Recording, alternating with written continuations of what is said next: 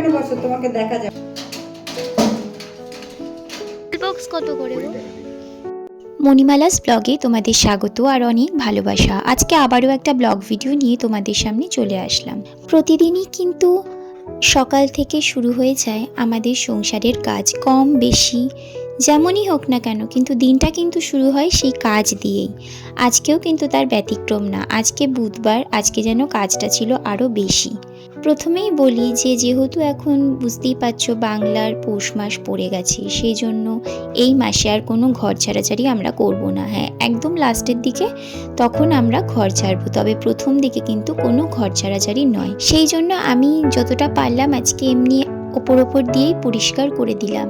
এই যে দেখছো বাসন রাখার র্যাকটা, এটা কিন্তু আমরা সব সময় নামিয়ে থাকি না, ওপর দিয়েই পরিষ্কার করি। কেবলমাত্র পুজোর আগে এটাকে নামিয়ে ভালো করে হয় কেরোসিন তেল অথবা আমি সার্ফ দিয়ে পরিষ্কার করে দিই। এটা প্রচণ্ড কিন্তু ভারী, আর আমি না ওই ওপর থেকে ভারীটা নামাতে খুব অসুবিধা হয়। কিন্তু এটা কিন্তু খুব একটা নোংরা হয় না।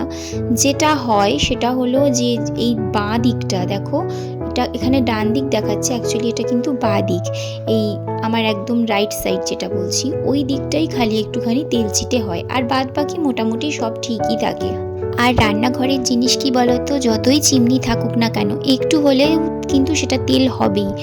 আমরা তাছাড়া রোজ যেহেতু পরিষ্কার করে নিই, আমাদের অতটা অসুবিধা হয় না। কিন্তু এই জিনিসগুলো তো আর সবসময় পরিষ্কার করার না, সেই জন্য এগুলো একটুখানি মাঝে মধ্যে পরিষ্কার করতে হয়। আর কালকে না অনেক বাসন নেমে গেছিলো, আর এটা ফাঁকাও ছিল।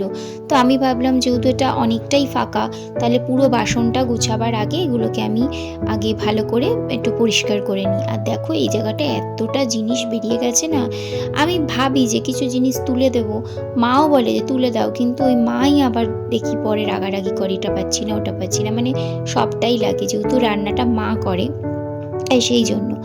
তো দেখো আমার পরিষ্কার হয়েও গেছে, আর আমি এগুলোকে আবার সাজিয়েও দিচ্ছি, আর বাসনটা মাই গোছায়।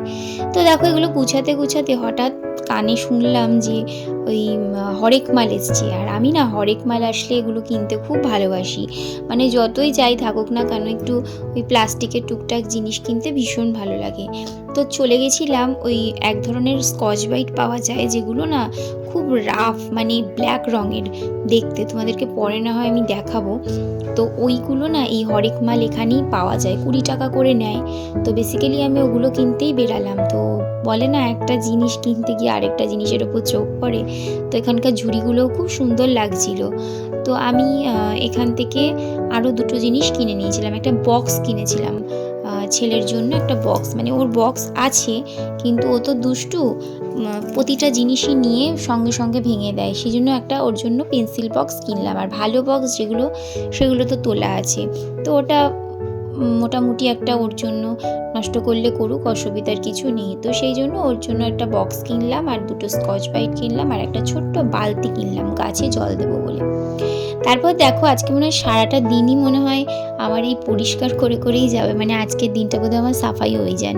এবার পড়লাম ফ্রিজ নিয়ে, ফ্রিজটাকেও একটু পরিষ্কার করতে হবে। ফ্রিজটা মোটামুটি পরিষ্কারই ছিল, শুধু একটুখানি ওই জল ন্যাকড়া দিয়ে হালকা করে মুছে দিলাম। এই দেখো, আর কিছুদিন আগে তো ফ্রিজ পরিষ্কার করলামই। আমাদের কি বলতো, ফ্রিজটা বিশেষ একটা নোংরা হয় না, কিন্তু বাড়িতে কোনো অনুষ্ঠান হলে না তখন ফ্রিজটা একটু নোংরা হয়। নোংরা বলতে কি, 4টি জিনিস ফ্রিজের মধ্যে স্টোর করা থাকে, ওটাই খুব বিরক্ত লাগে। তো যাই হোক, দেখো ফ্রিজটা পরিষ্কার করে আমি ডিমগুলোকেও সাজিয়ে দিচ্ছি। আর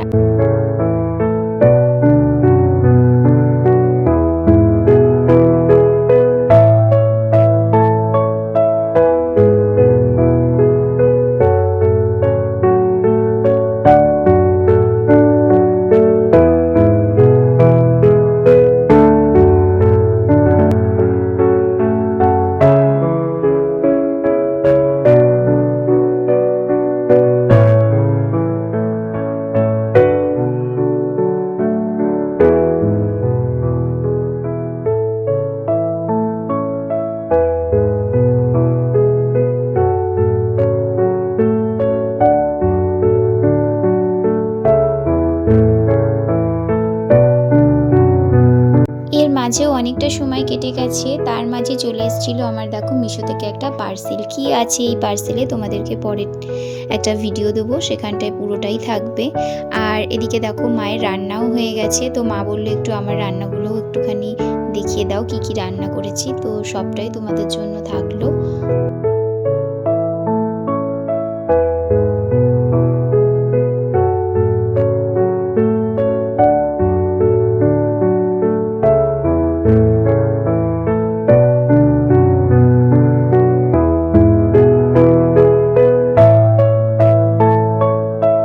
তো আজকের ভিডিওটা এর থেকে আর বেশি বড় করলাম না, খুব সিম্পল ভিডিও। যদি ভালো লাগে তাহলে অবশ্যই লাইক কমেন্ট শেয়ার করে দিও। আর যারা আমার ইউটিউব চ্যানেল থেকে দেখছো তারা কিন্তু চ্যানেলটাকে অবশ্যই সাবস্ক্রাইব করে পাশে থাকা বেল আইকনটা প্রেস করতে ভুলো না।